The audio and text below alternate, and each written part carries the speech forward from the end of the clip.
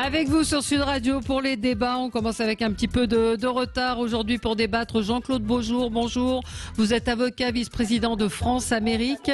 Alexis Poulain, directeur de la publication du Monde Moderne. On vous retrouve également tous les mardis matins sur Sud Radio pour l'édito politique. Et puis Arnaud Benedetti, professeur à la Sorbonne, spécialiste en communication politique. François Coq, enseignant, essayiste et auteur de l'Impératif démocratique. Pas mal de sujets évidemment aujourd'hui. Il y a dans l'actualité évidemment l'allocution d'Emmanuel Macron ce soir, un allongement ou un allègement, lapsus intéressant jusqu'où, les vaccins, les prochains enjeux pour Emmanuel Macron, et puis Danone et le plan social, on n'a pas eu le temps d'en parler hier, et puis ces migrants évacués, place de la République. Petit tour de table de ce qui a retenu votre attention. On va commencer avec vous, Jean-Claude Beaujour, bonjour. Coup de cœur que je partage pour le livre de Sylvain Tesson, ou plus précisément cette édition magnifique. Je vous laisse nous raconter pourquoi vous avez un coup de cœur pour Sylvain Tesson. C'est l'énergie vagabonde qui nous donne envie d'aimer et de découvrir la Terre. C'est vrai qu'aujourd'hui, tout ce qui est voyage a une dimension un petit peu trop commerciale, où finalement la notion d'explorateur, les valeurs d'exploration, de découverte simple étaient complètement anéanties. Et c'est vrai qu'on a envie, avec Sylvain Tesson, de partir à la découverte de notre planète, de faire de vrais voyages. Et pour moi, c'est l'imaginaire, c'est mon enfance, c'est Tintin, voilà, il y a un côté explorateur et ça me plaît beaucoup, surtout par ces temps de confinement. Oui, absolument. Et puis c'est dans cette collection bouquins qui est absolument épatante. Vous en avez pour votre argent, j'ai envie de dire, parce que c'est un énorme volume. Et Sylvain Tesson est une personnalité effectivement assez atypique et tout à fait intéressante. Alexis Poulain, c'est un coup de cœur. Oui, coup de cœur et coup de gueule, puisque c'est le coup de gueule de Coluche qui avait fondé les Restos du Cœur. C'est le 36e hiver des Restos du Cœur. Et rappelez-vous, quand Coluche avait lancé cette association, elle ne devait pas durer longtemps. C'était vraiment pour un hiver. Et voilà que c'est le 36e hiver avec plus d'1 million de nouveaux bénéficiaires qui risquent d'arriver, avec cette crise sociale qui ne fait qu'empirer. Donc il faut féliciter les bénévoles qui y travaillent. Il faut bien sûr les encourager, les aider, aider les restos et se dire qu'il y a un truc qui tourne pas rond quand on en est au 36e hiver d'une ONG qui aide à manger. Il y a vraiment quelque chose de cassé dans la société. Avec en plus une pauvreté qui s'accroît, avec une pauvreté qui s'accroît de plus en plus et où on voit qu'il y a de plus en plus de pauvres et de gens qui vont et de jeunes absolument, ouais. Croix-Rouge, Restos du Cœur absolument. Et autres qu'il faut également citer. Je ne sais pas si on a le temps pour un autre coup de gueule, celui d'Arnaud Benedetti. Non, on va y aller. Et ce sera notre coup de gueule, celui d'Arnaud Benedetti et celui de François Coq dans un instant. À tout de suite. Avec vous sur Sud Radio pour le 10h midi. Vous retrouverez ensuite André Berkoff. Nous sommes ensemble pour commenter l'actualité avec aujourd'hui Jean-Claude Beaujour, avocat, vice-président de France-Amérique, Alexis Poulain, journaliste, directeur de publication du Monde Moderne, Arnaud Benedetti, professeur à la Sorbonne, spécialiste en communication politique. Vous êtes également rédacteur en chef de la revue politique et parlementaire et vous avez publié Le progrès est-il dangereux chez Humain Science. Il va bientôt falloir une émission entière pour citer tout ce que vous faites. Oui, je trouve que c'est beaucoup. Ouais. Et François Coq, enseignant essayiste, et vous avez publié L'Impératif démocratique. Arnaud Benedetti, c'était un coup de gueule. Oui, c'est l'annonce qui est passée d'ailleurs presque sous les radars de la nomination à l'Élysée de 2 nouveaux conseillers politiques. Alors, c'est pas le fait qu'on nomme 2 conseillers politiques, moi, très surprenant. En l'occurrence, c'est surtout que ces 2 conseillers politiques sont tous les 2 parlementaires. L'un est parlementaire européen, c'est Monsieur Séjourné, qui a été un des responsables et créateurs d'En Marche, et l'autre, il est parlementaire à l'Assemblée nationale, c'est M. Solaire. Alors, bien évidemment, on nous opposera que cela s'est certainement fait par le passé, mais ce n'est pas parce que cela s'est fait par le passé que ça justifie aujourd'hui ces nominations. Ça pose un problème de fond quand même, me semble-t-il, c'est que quand même, dans la démocratie dans laquelle nous vivons, il y a un principe de base qui est celui de la séparation des pouvoirs, tout simplement, entre d'un côté le législatif et l'exécutif. Moi, je trouve que cette nomination a quelque chose de fondamentalement choquante et que par ailleurs, elle traduit quand même un état d'esprit. C'est-à-dire qu'on le fait de manière assez décomplexée, comme si on s'affranchissait des bonnes mœurs de la République, en l'occurrence. Et je suis assez surpris d'ailleurs que finalement, cette nomination fasse peu pour l'instant controverse, en l'occurrence, parce que, in fine, encore une fois, il me semble qu'il s'agit d'une liberté que l'on prend avec un principe qui est celui de la séparation des pouvoirs dans notre démocratie. Ça s'est déjà fait par le passé, non? Il y a déjà eu, vous avez en tête des exemples de parlementaires qui ont été nommés Oui, je crois que ça s'est fait par le passé, en l'occurrence. Mais encore une fois, le fait que ça se soit fait par le passé ne constitue pas le nouveau monde. Une excuse. Aujourd'hui, en effet, on est, paraît-il, dans un nouveau monde qui devait assainir les pratiques politiques, et on se retrouve finalement avec un monde qui fonctionne exactement comme le monde du passé. Mais ça veut dire que ça veut de manière plus décomplexée. Oui, mais ça veut dire quoi pour ces deux députés, l'un européen, vous l'avez dit, et l'autre qui siège à l'Assemblée, Thierry Solaire, ils vont devoir démissionner de leur mandat de député ou ils vont occuper les deux fonctions? Pas du tout. Non, il n'y a pas de démission, bien évidemment, des deux parlementaires, tant de M. Séjourné que de M. Solaire. Ils vont tout simplement disposer d'un bureau à l'Élysée, alors sans qu'il soit manifestement rétribué. Ça, je crois que le communiqué qui a annoncé cette nomination a bien précisé les choses, mais encore une fois, c'est disons, me semble-t-il, une anomalie qui ne devrait pas exister finalement dans une république qui fonctionne, j'allais dire, normalement, en l'occurrence. Ouais. On a un auditeur qui hier, Michael, nous dit la nomination de M. Séjourné, compagnon de Gabriel Attal, si c'était une femme, on aurait dit favoritisme, ce qui n'est pas entièrement faux. On va dire que la vie publique, la vie privée, à chaque fois, on dit qu'on ne doit pas l'évoquer, mais c'est vrai que si ça avait été la compagne, je dis n'importe quoi, d'un ministre ou autre qui serait arrivé à l'Élysée, on aurait parlé de favoritisme. Or là, c'est vrai que ça n'a pas été non plus évoqué. Mais c'est en marge de ce que vous dites effectivement sur cette séparation des pouvoirs. Est-ce que vous voulez, François Coq, commenter ce que vient de dire Arnaud Benedetti ? Oui, je trouve qu'Arnaud Benedetti met le doigt sur quelque chose d'extrêmement important et qui va continuer à nourrir la crise de la représentation que nous connaissons aujourd'hui. Voilà, le député qui représente la nation tout entière aujourd'hui voit cette tâche tordue, puisqu'il va l'exercer en même temps, cette tâche de représentation populaire, et dans le même temps être dans une tâche exécutive. Finalement, on passe d'une tâche de représentation à un pouvoir qui est un pouvoir délégatif, dont le peuple n'est plus finalement, d'une certaine façon, le détenteur. Donc ça apparaît comme du détail, mais finalement, c'est la structuration et le principe même de la vie démocratique qui est altéré. Et comme il est altéré par petites touches en permanence, eh bien, on voit bien un délitement général qui se produit. Oui, Alexis Poulain et après Jean-Claude Beaujour sur cette question qui est un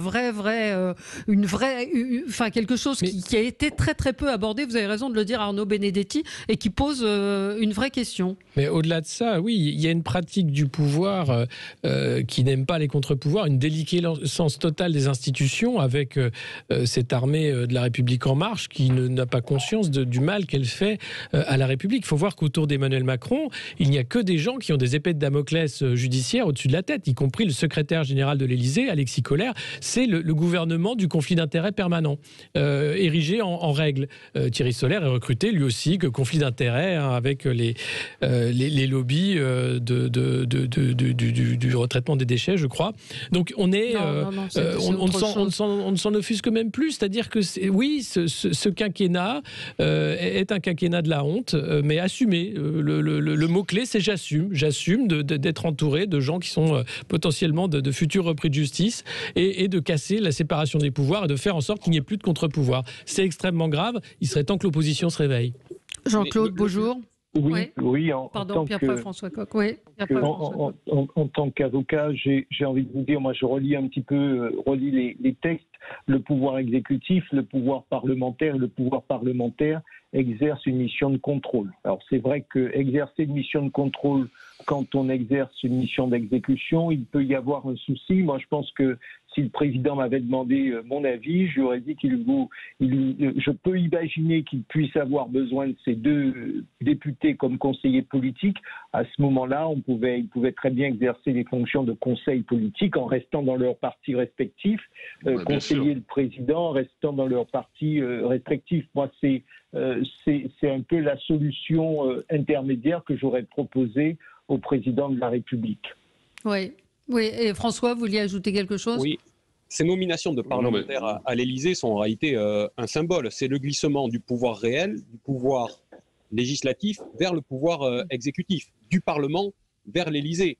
Le pouvoir devrait être au sein du Parlement, c'est l'endroit où se fait la loi, qui est l'expression de la volonté générale. Et on voit bien que les parlementaires ne sont d'une certaine façon pas utiles ou opérants là-dedans, et que pour avoir une efficacité, pour être entendus et pour pouvoir peser dans le débat public, ce n'est pas en tant que parlementaires qu'ils peuvent le faire, mais ils sont convoqués en tant que conseillers à l'Élysée. Il me semble que beaucoup de choses sont résumées malheureusement dans le triste glissement que nous connaissons actuellement et qui prend une vitesse folle avec Emmanuel Macron. Très peu de réactions, hein. Encore une fois, Arnaud Benedetti, très peu de commentaires. Non, mais c'est l'expression d'une confusion des pouvoirs et d'une interprétation très personnelle des institutions, en l'occurrence. Et c'est ça qui me paraît assez grave. Et encore une fois, le fait que ces pratiques aient pu exister par le passé ne justifie pas du tout le fait qu'elles se reproduisent aujourd'hui. Donc il y a un vrai sujet.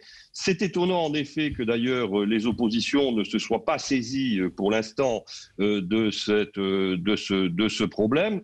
Mais encore une fois, moi je pense que ça traduit malheureusement une forme disons, d'appréhension très décomplexée des pratiques politiques. C'est-à-dire que par le passé, ça se faisait, c'était plus hypocrite, mais quand même, on avait d'une certaine manière la conscience qu'il fallait d'une certaine façon le cacher. Là, en l'occurrence, on ne le cache même plus.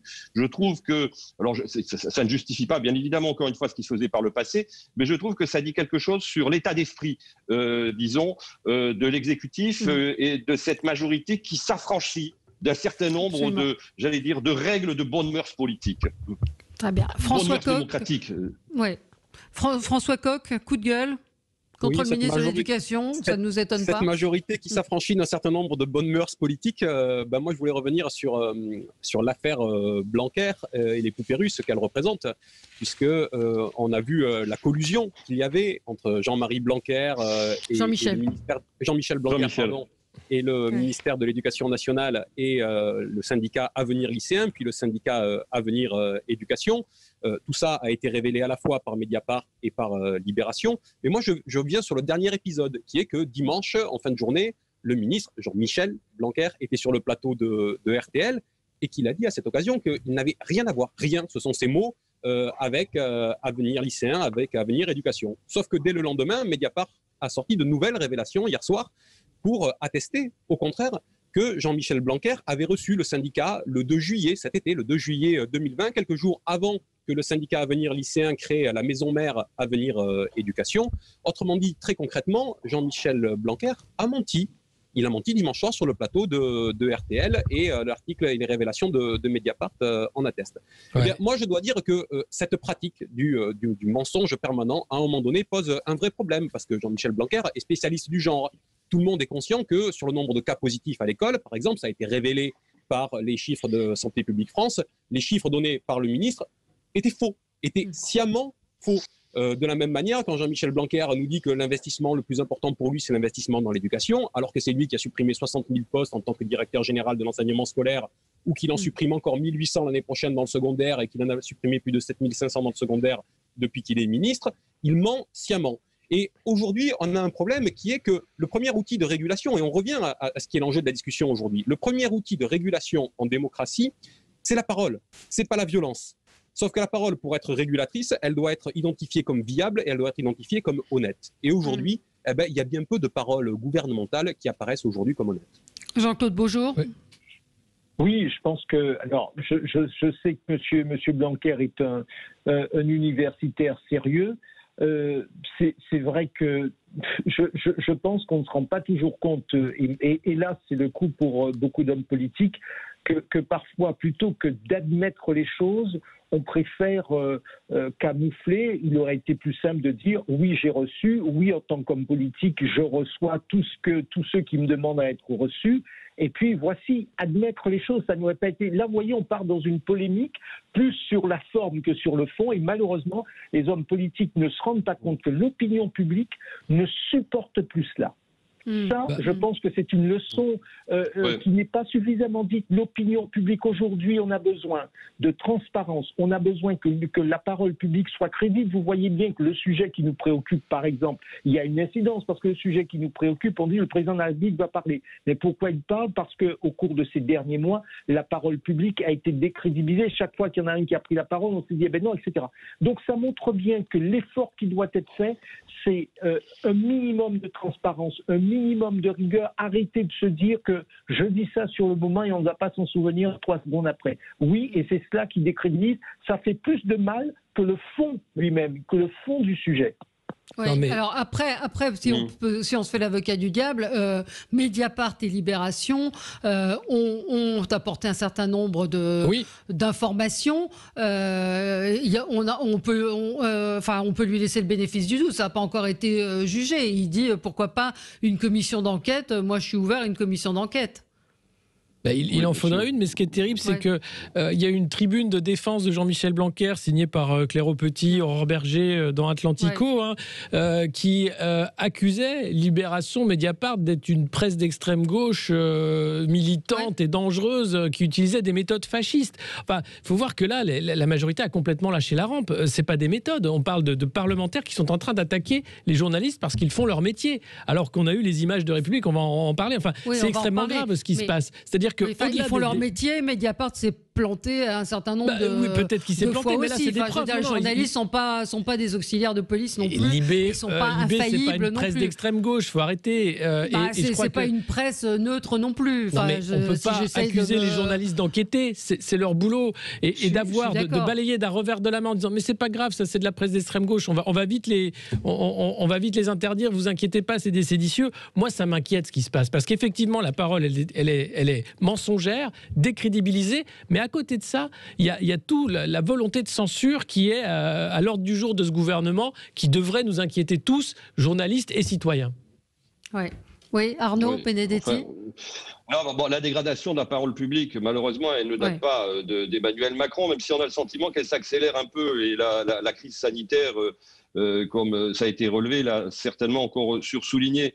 Mais si vous voulez, dans cette affaire, je pense que Jean-Michel Blanquer est pour l'instant dans une communication du déni, c'est-à-dire il dit circuler, il n'y a rien à voir, et puis il laisse entendre que ce sont des pratiques qui ont existé là aussi. C'est ce qui est vrai aussi, sauf qu'il y a une petite différence là manifestement, c'est qu'on a créé un syndicat ex nihilo, en tout cas une structure ex nihilo pour défendre la parole publique et les réformes. Soutenir les réformes du ministre de la Santé, de l'Éducation. Voilà, et je pense qu'il faut un pari qui est un pari que l'opinion publique est bien évidemment concentrée sur d'autres sujets, notamment sur la crise sanitaire et les conséquences économiques et sociales de cette crise sanitaire, que cela passera là aussi sans frais. Moi, je pense que c'est quand même un sujet, c'est quand même un problème. Et surtout, je veux dire, à terme, sur un plan plus politique, vous savez que Jean-Michel Blanquer envisage d'être candidat tête de liste de La République En Marche aux futures élections régionales qui devraient se dérouler au printemps. On ne connaît pas encore la date. Je crains que, je pronostique même que cette affaire, en l'occurrence, soit profondément handicapante pour sa candidature potentielle. Oui, absolument. Allez, je voudrais qu'on passe, évoquons le cas de ce qui s'est passé place de la République, où on a pu voir des images de migrants qui avaient installé leur tente place de la République. Les forces de l'ordre les ont démantelés, bousculés sans aucun ménagement. Ce camp de migrants, 500 tentes qui avaient été déployées par des associations, il faut le dire, pour alerter sur les conditions de vie des migrants, alors que plusieurs centaines sont en errance. On peut les voir un petit peu partout dans la capitale. La préfecture de police a expliqué que ce campement constituait une occupation illicite de l'espace public, et le ministre de l'Intérieur s'est dit choqué par ces images. Il a réclamé un rapport circonstancié. Alexis Poulain, vous vouliez revenir sur ces images. Alors c'est double interprétation. Il y a quand même une intention d'utiliser ces migrants, de les mettre là en sachant exactement ce qui va se passer. Oui. Alors les deux associations qui géraient ça l'ont fait à dessein. C'était pour donner la parole à ces migrants, parce qu'il y a eu le démantèlement d'un camp il y a 15 jours et 500 de ces personnes qui étaient dans ce camp de fortune n'ont pas retrouvé de solution d'hébergement, malgré les appels de la préfecture en disant il suffisait d'appeler, de se présenter au guichet et qu'on trouverait une solution. Donc l'idée était de les installer place de la République pour faire un happening, pas pour les installer, mais pour dire voilà, maintenant, qu'est-ce qu'on fait? Et la réponse de la préfecture a été de nasser tout le monde et de taper sans discernement sur élus, journalistes, manifestants et migrants, en pensant que c'était une bonne solution. Je crois que Gérald Darmanin était obligé de prendre la parole parce qu'il a dû se faire remonter les bretelles à 24 heures d'une prise de parole présidentielle, qu'on voit de telles images en disant bon, on est en train de discuter une loi de sécurité globale qui va rendre compliqué la diffusion de ces images de violence dans le cadre de l'action des forces de l'ordre. Donc il a dit que c'était choquant, tant mieux, qu'une enquête sera en cours et qu'il prendra des conclusions avant midi aujourd'hui. On est bientôt midi, on attend les conclusions de Gérald Darmanin. Mais ça en dit long sur ce que je disais, sur l'attaque du pouvoir aujourd'hui sur la presse.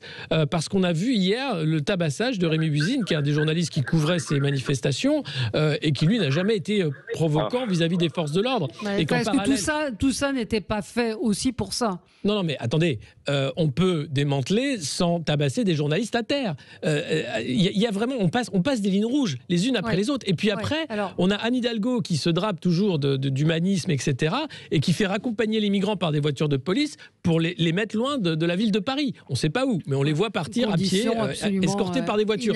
Donc ce qui s'est passé hier soir, c'est totalement inadmissible pour la violence qui a été déchaînée contre tous qui étaient là, en disant c'est pas grave, allez-y, faut que ça aille vite, hein, délogez-les. Et pour l'hypocrisie de tout le monde, finalement, dans ce problème migratoire qui est que si on n'est pas capable d'accueillir, faut pas accueillir. Ou alors, faut mettre les moyens. Mais si on veut pas le faire, alors faut le dire, mais pas en traitant des gens comme des animaux.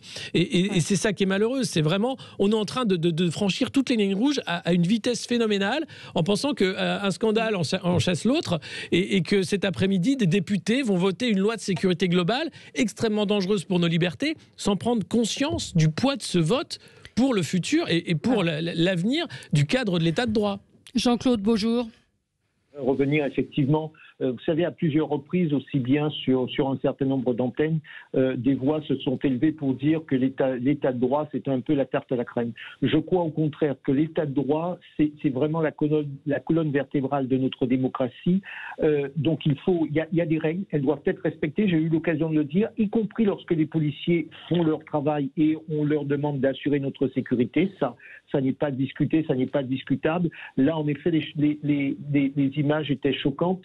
J'ajoute qu'il ne faut pas oublier que le contexte actuel ne peut pas nous empêcher de penser qu'on parle d'êtres humains. On parle de migrants, on parle d'êtres humains. Absolument. Nous sommes au début de l'hiver. Vous savez, moi, je suis frappé de voir comment il y a, y compris des jeunes qui, ici ou là, dans mon entourage, qui ont commencé à faire des maraudes, qui ont commencé à aller à la rencontre de personnes qui sont sans un toit, qui n'ont pas un repas chaud, etc. Je pense qu'au-delà de nos discussions, n'oublions pas cela, parce que c'est aussi à la fois ce qui fait la grandeur de la France, mais aussi ce qui nous fait nous dire qu'il y a 60, il y a 70 ans, nous étions en guerre, nous avons eu aussi à fuir, nous avons pour un certain nombre été contents d'être reçus à droite ou à gauche, ou d'autres Européens sont venus en France. N'oublions pas cela. Rien ne justifie qu'on n'ait pas un comportement humain à l'égard d'hommes et de femmes qui sont dans le besoin ou qui sont dans la désolation. Voilà. Ouais. Pour moi, c'est vraiment important qu'on se le dise.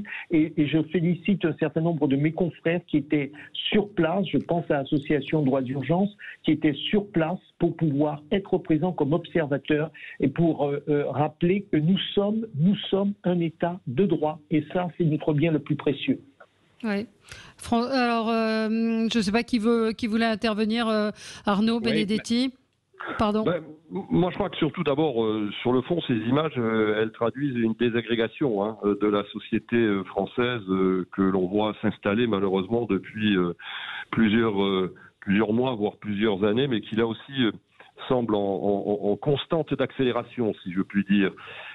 Ensuite, bon, il ne faut pas non plus totalement être naïf. Il y a eu, je veux dire, la volonté de la part d'un certain nombre d'associations d'instrumentaliser le problème des migrants pour, disons, le faire jaillir politiquement de manière un peu spectaculaire. Mais Bien sûr. il n'en demeure pas moins que ces images sont en effet particulièrement choquantes.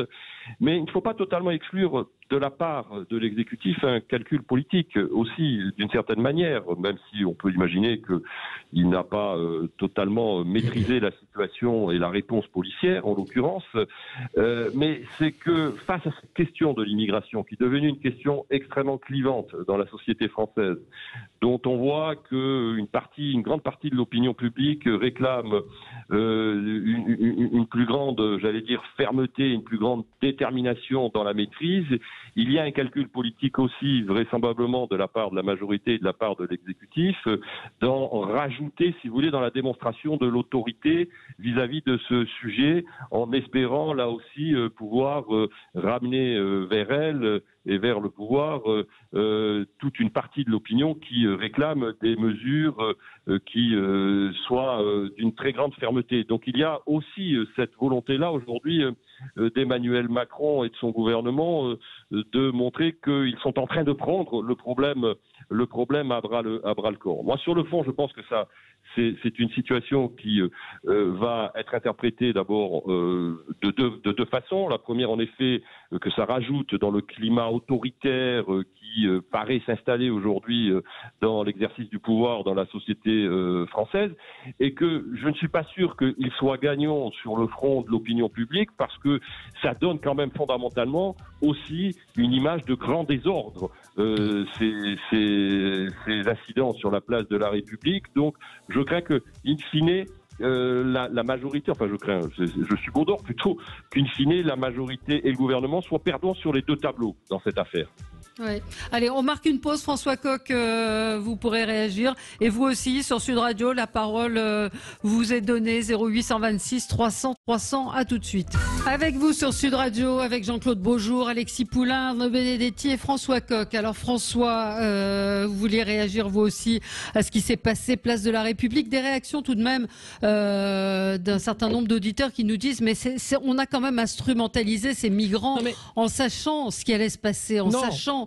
L'idée, c'était de leur donner la parole, de dire qu'il n'y a pas de solution d'hébergement. C'était pas de les faire se faire tabasser. Ça tombe pas comme par hasard au moment de la discussion de cet article 24, en sachant très bien que c'est interdit, qu'il y a occupation illégale de l'espace public et qu'il y aura forcément réaction des forces de l'ordre. Mais je dis pas que la manière était bien, mais il y a quelque chose d'assez dégueulasse quand même dans l'utilisation d'êtres humains, de les installer sur cette place en sachant qu'il y aura forcément une réaction violente des policiers. De faire parler, la réaction aurait pu être tout autre, la discussion. Pourquoi nasser systématiquement et attaquer avocats, élus, journalistes, manifestants et migrants? Pourquoi utiliser cette manière aussi violente? C'est des ordres. Les journalistes qui étaient sur place, le PDG de l'ANPRES qui a 30 ans de pratique a dit qu'il n'avait jamais vu ça en 30 ans de pratique. Et que clairement, la violence était sur ordre. Donc derrière, il y a vraiment un problème dans la doctrine, y a dans la problème, façon dont le préfet allemand utilise la force et d'une manière disproportionnée qui flirte avec justement l'état de droit. Parce que là, on dépasse le cadre justement de l'état de droit. Et puis derrière, oui, on va voir qu'on a un problème. C'est-à-dire que si on traite les plus faibles de cette façon-là, qu'est-ce que ça dit de ce gouvernement? Qu'est-ce que ça dit de notre société? Alors oui, on a un problème migratoire qui est beaucoup plus large que ce cas-là, que l'accueil, qui est aussi avec la coopération avec les pays du Sud, comment faire avec les frontières européennes, etc. C'est un débat beaucoup plus vaste. Mais sur la façon dont on traite des êtres humains dans notre pays de cette façon-là, en leur enlevant les tentes, la dernière chose qu'ils avaient, c'était leur tente, en tabassant des journalistes qui filment pour montrer ce qui se passe, en France, en 2020, mais enfin, on est où? Alors François Coq. Oui, je disais tout à l'heure que quand la parole s'éteint, la violence prend la place.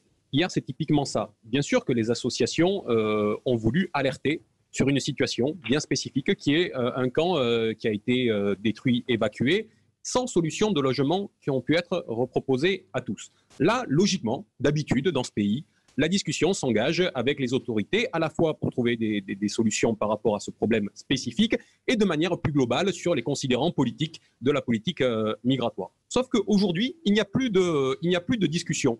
Aujourd'hui, on n'est plus là-dedans et on bascule immédiatement, au contraire, on bascule immédiatement dans une chasse à l'homme. Parce que hier, c'est ça qui a eu lieu à Paris. Une chasse à l'homme dans tout le centre-ville de Paris avec grenades de désencerclement, à la fois contre des migrants et des réfugiés, à la fois contre des bénévoles associatifs, contre des élus de la République et contre des journalistes.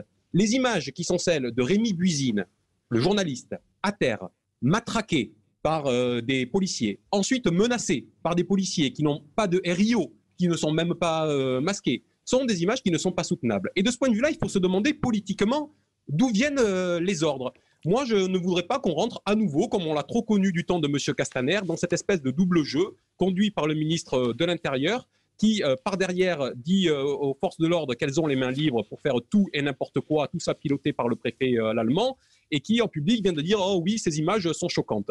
Monsieur Darmanin a dit qu'il y aurait des conséquences, qu'un rapport devait lui être rendu. Eh bien, on les attend aujourd'hui, mais qu'il sache bien que même cela ne suffira pas, car personne n'est dupe aujourd'hui de l'instrumentalisation de la violence qui est faite par le pouvoir.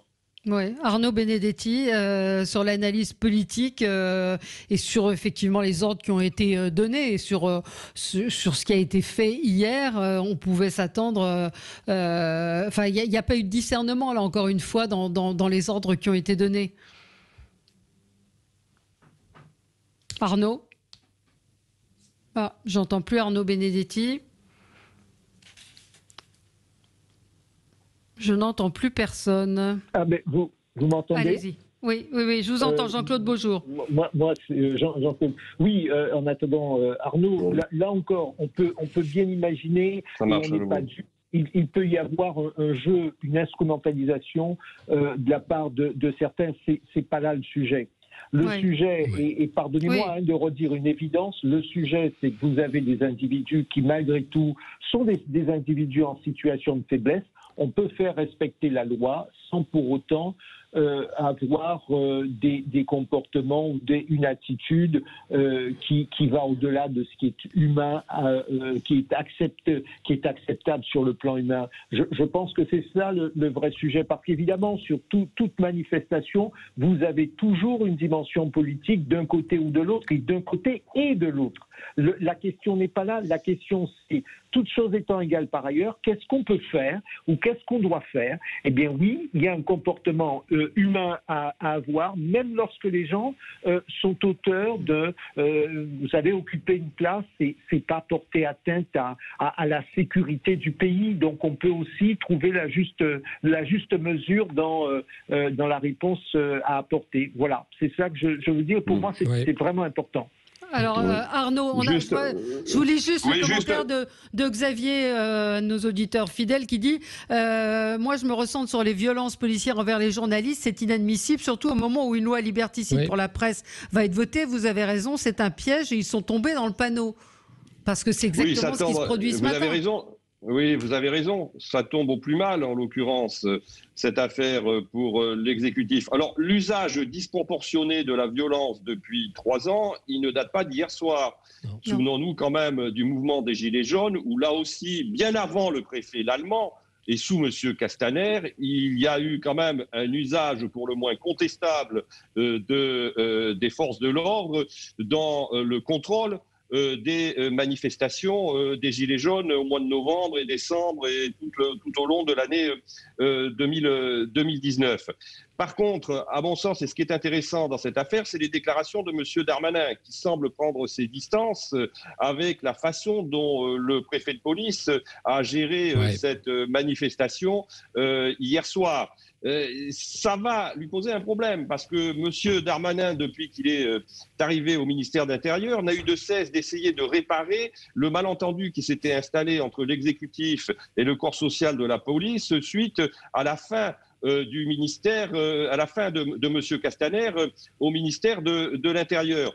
Donc je pense qu'on en arrive aujourd'hui à une situation où nous avons en effet un exécutif qui joue un jeu assez malsain avec la police, en l'occurrence, en voulant donner des gages d'un côté, en laissant quand même quelque part la bride très haut levée pour que les forces de l'ordre et surtout le préfet l'Allemand puissent gérer la situation sur le terrain à sa guise, en prenant parfois les plus grandes libertés, en effet, avec le respect de l'état de droit, et qui, tout d'un coup, soudainement, face au surgissement d'images qui choquent, d'ailleurs, autant à droite qu'à gauche, je le constate, se trouve aujourd'hui dans une situation où il essaye, en effet, de reculer par rapport au soutien sans faille qu'il a porté aux forces de police. Là, encore une fois, on est dans les limites du en même temps, me semble-t-il, et on est dans les limites du en même temps dans une situation qui est en effet assez dramatique, en l'occurrence.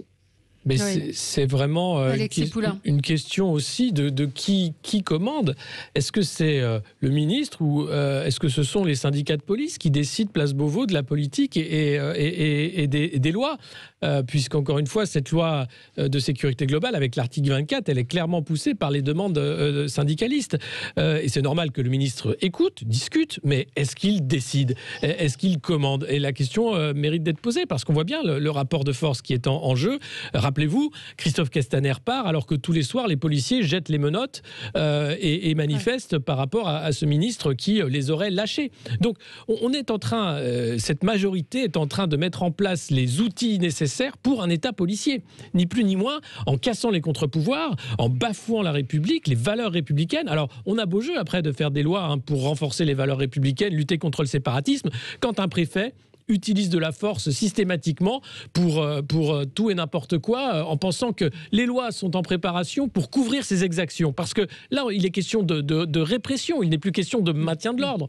Vous parlez de chasse à l'homme, c'est très juste. C'est exactement ce qu'il s'est passé hier, avec un policier qui dit à Rémi Buzine « Je t'ai attrapé déjà deuxième fois, jamais 203 », en rigolant, alors qu'il vient de le tabasser. Non mais, rendez-vous compte du mal qui est fait à notre pays sous ce quinquennat. Et encore 2 ans. Mais il faut rappeler à Emmanuel Macron que la devise de la République française, c'est liberté, égalité, fraternité. C'est pas tabasser, obéir et punir. Il va falloir qu'ils se mettent ça dans le crâne et que clairement les choses changent, parce que derrière l'opposition est faible, les contre-pouvoirs sont extrêmement faibles et les Français sont inquiets, et à juste titre. Et l'opinion internationale est inquiète. La Commission européenne, les droits de l'homme, les partenaires européens, et j'en passe. Donc il se passe vraiment quelque chose de très très pourri en France. Allez, on va marquer une pause et on revient avec un autre sujet, bien l'intervention d'Emmanuel Macron ce soir. Que va-t-il dire? Que peut-il annoncer? Ce déconfinement ou cet allègement du confinement, jusqu'où? On n'en attend peut-être pas grand-chose. Dites-nous en tout cas ce que vous en attendez. 0826 300 300. À tout de suite. Avec vous sur Sud Radio jusqu'à midi. Vous retrouverez ensuite André Berkoff. Le président de la République doit donc s'exprimer ce soir lors d'une allocution solennelle à la télévision. Ce sera à 20h pour annoncer des mesures d'allègement. Donc 3 semaines après des mesures drastiques, après la mise sous cloche du pays pour tenter d'endiguer la deuxième vague du Covid-19, le président de la République doit révéler un certain nombre de mesures d'assouplissement. Il y a eu un certain nombre de fuites, on peut même appeler ça des voies d'eau carrément, puisque il y a eu quand même beaucoup de choses qui ont été annoncées. Arnaud Benedetti, vous comprenez que ce soit le président de la République, vous qui êtes spécialiste de la parole politique, que ce soit lui qui s'exprime alors que tout a déjà plus ou moins été dit. Que peut-il dire ce soir et pourquoi cette solennité? Vous avez raison, c'est des voies d'eau, c'est une avarie presque en l'occurrence qui vient sur les rédactions. Je ne vois pas d'ailleurs tellement l'intérêt de ce petit jeu sur le plan de la communication, parce que si l'on veut que la parole du président de la République soit forte, forte, il vaut mieux être discret en amont et lui laisser la primeur des annonces. Mais on voit bien qu'il s'agit de créer vraisemblablement et de susciter un intérêt, une attente, une curiosité, une espèce de teasing permanent pour mettre en relief la parole du monarque. Je ne suis pas sûr que les Françaises et les Français soient totalement dupes de cette façon de procéder. Mais enfin bon, chacun utilise les canaux de la communication comme il entend les utiliser. Moi, je crois que, très franchement, je veux dire, on va avoir une parole présidentielle qui va, comme à son habitude, d'abord essayer de légitimer finalement ce deuxième confinement, cette saison 2 du confinement qui a été quand même pour le moins controversée et parfois critiquée par un certain nombre d'observateurs et d'acteurs de la crise sanitaire, et également, bien évidemment, les opérateurs économiques qui sont en première ligne et qui subissent de plein fouet, pour certains dans leur secteur, ce reconfinement.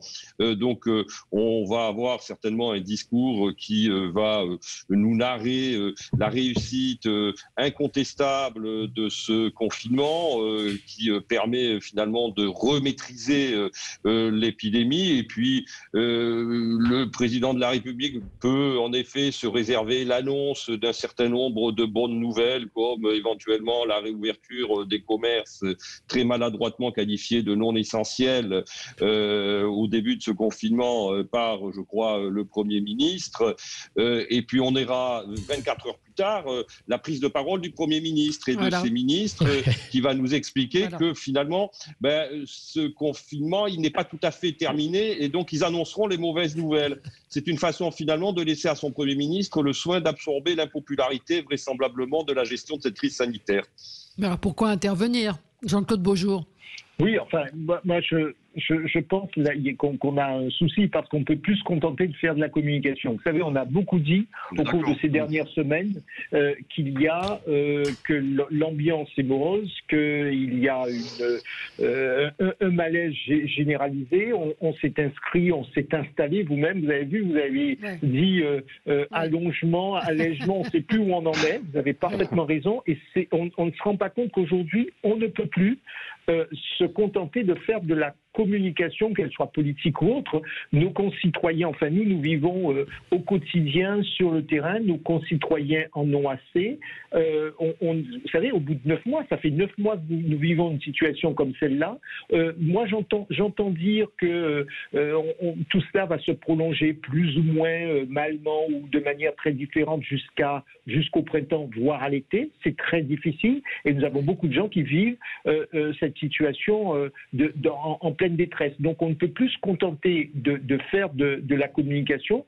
Je pense que là, c'est le dernier carré. C'est-à-dire si la parole du président ne prend pas véritablement, je crains que derrière, que ce ne soit une situation en boomerang. J'espère qu'elle prendra, j'espère qu'en dépit des fuites ou des eaux, de tout ce qu'on veut, j'espère qu'il y aura quand même 2 ou 3 éléments qui vont permettre de rétablir une forme de confiance, d'espérance chez nos concitoyens. On ne peut pas jouer avec le moral de nos concitoyens, surtout pas. Je pense que c'est ça qu'il faut garder en tête. Ne jouons pas avec cela, c'est pas simple. Maintenant. Oui, malgré cela, un auditeur nous dit Macron pense prendre quelques points dans les sondages, sera-t-il déguisé en Père Noël? Il est en train de remonter dans les sondages, si on regarde les choses.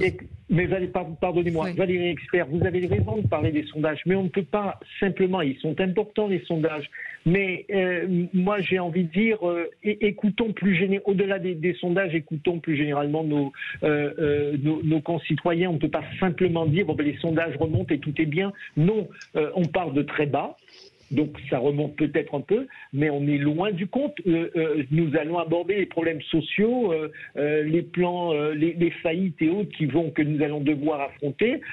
Ça, vous savez, 4 points de sondage, ça ne dit rien à quelqu'un qui a perdu son boulot. Pardonnez-moi de vous dire. Non, mais vous avez entièrement raison. Alexis, c'est même pire que ça. C'est cette réalité alternative qui est entretenue par une sphère politico-médiatique qui tourne à vide sur elle-même. Ça en devient ridicule, ces sondages du journal du dimanche systématiques où chaque semaine Macron Macron prend 3 points, mais on est où?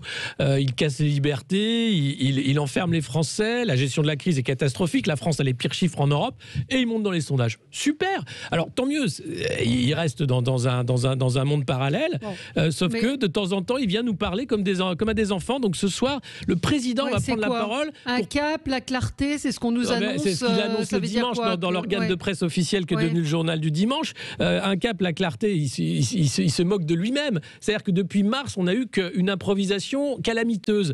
Et là, ce soir, on a un président de la République qui va prendre la parole pour nous dire si on a enfin le droit ou pas de racheter des chaussettes. Mais on est où? Et les mecs, avant ça, ils prenaient du temps pour faire des décrets, pour dire est-ce que les Français peuvent acheter par décret un sapin de Noël? Mais attendez, on a des attaques terroristes en ce moment sur le territoire, des faillites qui vont être nombreuses, une crise sanitaire qui n'est pas gérée, et ces gens-là prennent du temps pour des idioties pareilles. Et là, le président va nous prendre pour les enfants ce soir. Je crois que les Français ne l'écoutent plus, tout simplement, et ça tourne à vide. Et effectivement, ça nous occupe sur les plateaux, on en parle, etc. On le regarde, on est bien gentil, mais que ça ne sert plus à rien. Sa parole, elle est totalement dévalorisée, délégitimée. Les gens en ont ras-le-bol de ce Covid. Les gens en ont marre d'être pris pour des idiots. Et si ça continue comme ça, parce que clairement, là, c'est sauver Noël. Hein. C'est à peu près le message qui est donné. Mais en janvier, ça va être il faut peut-être reconfiner parce que les chiffres, ils sont peut-être mauvais. Ça passera pas. Troisième confinement, ça passera pas. Oui. François Coq. Ouais, il y a plusieurs choses. D'abord, il y a la pantomime de l'Élysée. Vous l'avez dit, ça fait 4 jours qu'on a les informations, qu'on sait ce que va annoncer le chef de l'État, mais on nous dit ce matin que toute la journée, le chef de l'État va consulter pour savoir ce qu'il va dire ce soir. Bon, tout ça, on va peut-être être surpris finalement. Oui, peut-être. Tout ça a un côté grotesque et on est quand même un petit peu pris pour des imbéciles. La deuxième chose, c'est que clairement, Emmanuel Macron va essayer d'étaler la confiture. Lui, il a besoin que la situation dure d'une certaine façon le plus longtemps possible, parce que c'est un parapluie pour lui et pour la politique qu'il met en œuvre. Je ne suis pas sûr qu'il ait intérêt à ce que l'économie s'effondre totalement. Non, mais qu'il étale le déconfinement, il a tout intérêt à le faire, et ne doutez pas qu'il va le mettre. Mais pourquoi il a intérêt à ce que le confinement s'étale, selon vous? Mais parce que sinon, la réalité crue de sa politique et le bilan qui est le sien vont être mis sur la table, et l'un comme l'autre sont catastrophiques, et il devra donc rendre des comptes avant même que de pouvoir être engagé dans l'élection présidentielle. Et j'en viens à mon troisième point, justement, c'est que ce soir, on va avoir à nouveau Emmanuel Macron qui va faire du Omar et Fred. Il va faire du service après-vente. Il va faire le service après-vente pour nous expliquer que le déconfinement du mois de juin s'est bien passé et que c'était formidable. Ouais. Il va faire du service après-vente pour nous dire que le deuxième confinement était magnifique, que non, nous n'avons pas réagi trop tard, non, les mesures qui ont été prises n'étaient pas incohérentes, et d'ailleurs nous sommes les meilleurs en Europe, dans le monde et dans l'univers, et que toutes celles et ceux qui, comme l'étude qui est sortie hier, qui dit que la France a le 18e plus mauvais bilan sanitaire et dans l'application des mesures prises, que tout ça ne compte pas, parce que, comme il l'avait dit la dernière fois, nous avons été touchés plus tôt et plus fort que les autres. Voilà. Et nous, il va falloir que nous fassions comme si nous n'étions pas des citoyens, mais de simples spectateurs, et à dire bravo, merci aux comédiens. Oui. On transforme les citoyens en sujets téléspectateurs. Il faut télécharger Télécovid, comme dirait Jean Castex, et puis écouter la bonne parole du bon père des peuples qui est devenu Emmanuel Macron. C'est ridicule. On a l'impression de vivre dans une principauté d'opérette. Oui, Arnaud Benedetti, il va quand même annoncer des choses ce soir. Il va quand même annoncer des choses ce soir. Il va y avoir visiblement quand même un allègement de ce confinement avec la réouverture des petits commerces. Oui, c'est ça. Il faut éviter de se faire trop le relais du plan de communication, parfois, de l'exécutif, en l'occurrence. Parce que, évidemment, on est là pour, finalement, commenter la ligne éditoriale qui a été fixée par l'Élysée, c'est-à-dire l'allègement du confinement. On ne parle pas de déconfinement, d'ailleurs, et on répète en boucle l'allègement du confinement. Moi, je suis assez d'accord avec ce qui vient d'être dit, c'est-à-dire qu'en fait, on a un storytelling qui est en train de s'installer, un récit pour justifier ce deuxième confinement, qui pose question quand même sur le fond. On nous annonce des chiffres, parce que quand même, moi je suis assez surpris que, on prenne les chiffres qui nous sont annoncés régulièrement par l'exécutif pour argent comptant. On nous dit formidable, regardez, on a réussi à faire baisser la pression épidémique grâce à ce confinement et grâce au couvre-feu. Sauf que si l'on regarde les données de Santé publique France, la pression épidémique, notamment autour de ce qu'on appelle le fameux R0, et elle a commencé à baisser 5 jours seulement après le couvre-feu, en l'occurrence. Et tous les épidémiologistes vous disent qu'on ne peut avoir des effets par rapport à des mesures sanitaires de ce type que 15 jours. Donc, aujourd'hui, quel est l'intérêt de cette prise de parole? Fondamentalement, encore une fois, c'est d'accréditer que la stratégie qui a été prise par l'exécutif était la bonne, en l'occurrence, et qu'encore une fois, le pouvoir politique est en mesure de contrôler la situation sanitaire, ce qu'il n'a pas du tout été capable de faire, parce que, je terminerai juste un point, si on a reconfiné, c'est bien le résultat finalement de l'échec non seulement du déconfinement et de l'échec du retour d'expérience que l'on a fait de ce qui s'est passé au mois de mars et au mois d'avril. Parce que quand même, la pression hospitalière sur laquelle, qui est la cause matrice finalement du reconfinement, on n'a rien fait dans l'entre-deux pour essayer justement de la résoudre. Et on s'est servi... Et on s'est servi de la société comme variable d'ajustement en limitant la circulation, en limitant le commerce, pour tout simplement, je veux dire, d'une certaine manière, faire passer la nécessité de reconfiner. Mais c'est terrible parce qu'il n'y a pas de plan pour les faillites qui vont arriver, là, pour les TPE-PME qui sont 90% de l'emploi en France. Et là, vous avez des gens qui ont leur vie dans leur affaire, qui voient le truc tomber à l'eau et qui savent très bien que de toute façon, ça ne va pas reprendre. Le tourisme ne va pas revenir. L'année prochaine sera une catastrophe sur le plan économique. Et même si on déconfine, et je ne sais pas dans quelles conditions, il y a des secteurs entiers qui sont sacrifiés. On est là dans du sacrifice pur et simple. Et peu importe les mesures portées par Bruno Le Maire, qui sont au pire un pansement sur une jambe de bois, les faillites seront nombreuses. Et il n'y a pas de plan. Et il n'y a pas de plan. Et c'est ça qui est extrêmement inquiétant. C'est-à-dire que là, Emmanuel Macron gagne du temps et dans le déconfinement et dans la faillite de l'économie française. Oui, François Coq. Oui, il n'y a aucune anticipation et aucune planification. Finalement, vous savez, Emmanuel Macron a mené une campagne en 2017 où il a dit qu'il allait libérer les énergies et en prétendant aux gens que le recours à la solution individuelle allait être la panacée de tous. Et aujourd'hui, on se rend compte, avec la crise du Covid, mais pas simplement, on se rend compte qu'aujourd'hui, il y a un besoin avant tout de protection et de mise en œuvre collective pour pouvoir aujourd'hui s'en sortir dans un monde qui est en déliquescence. Et finalement, Emmanuel Macron se retrouve sans logiciel adapté à ça, et il peut nous dire que c'est le nouveau monde de demain, mais il est incapable de faire tourner le navire amiral parce que ça va à l'encontre tout simplement de ses convictions. Donc rien n'est prêt pour la grande crise économique qui s'annonce, qui s'avance et qui est déjà là. Voilà, parce que les annonces de plans de licenciement aujourd'hui se succèdent et que celles et ceux qui sont dans les tiroirs font que ceux-là sont malheureusement bien remplis. Voilà, on voulait, je crois, parler aujourd'hui de Danone. Enfin, aujourd'hui, comment fait-on face à une situation où aucune mesure n'est prise quand on a une boîte qui, comme Danone, a versé 1,5 milliard de dividendes à ses actionnaires au mois d'avril et qui annonce aujourd'hui qu'elle va pratiquer en France entre 400 et 500 suppressions de postes, alors même que cela va servir de justification à des erreurs de politique industrielle, puisque son PDG disait que en fait c'est parce qu'ils avaient un portefeuille trop important avec 400 marques différentes. On voit bien que la crise finalement elle va servir aussi de prétexte pour des dégâts économiques et surtout sociaux. Restructurer. On pense encore une fois à nos amis restaurateurs qui eux ne rouvriront certainement pas avant le mois de janvier et comme on l'a entendu hier avec Jean-François Piège qui ne reçoivent pour l'instant pas vraiment d'aide du gouvernement, ou très peu compte tenu de leurs pertes. Et il faut parler aussi du secteur culturel. Il y a eu beaucoup d'annonces qui ont été faites, mais rien n'est arrivé. Oui, absolument. Merci à tous les quatre. Merci à vous. Dans un instant, André Berkoff sera avec vous. Et nous, on se retrouve demain pour d'autres infos sur Sud Radio. À demain.